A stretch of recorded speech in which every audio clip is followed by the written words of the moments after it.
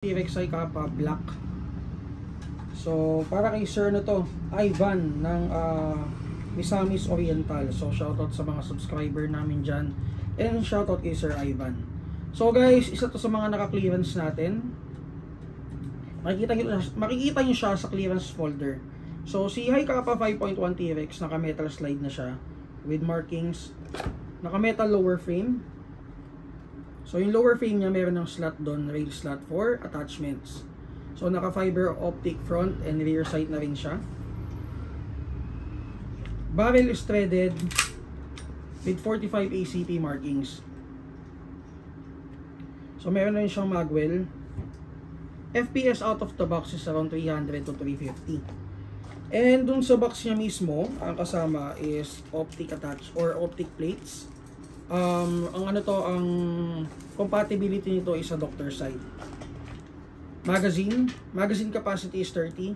So kumuha pa si sir ng extra WE din. Okay, so test natin.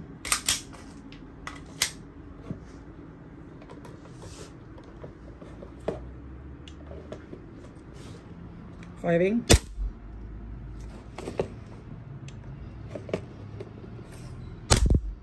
.348, 347.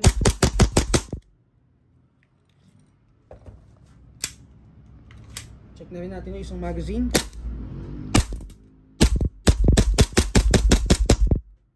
Okay. So FPS niya is around 300 to 350.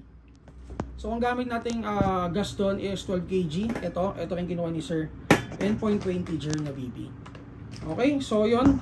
Kung may mga tanong kayo guys regard, ito pala yung safety niya pala guys, ambi. So kailangan naka-hammer down before ma-engage yung safety. Okay, so yun. If you have questions guys regarding this unit, mag-PM lang kayo sa page natin, and open tayo today 10 AM to 7 PM.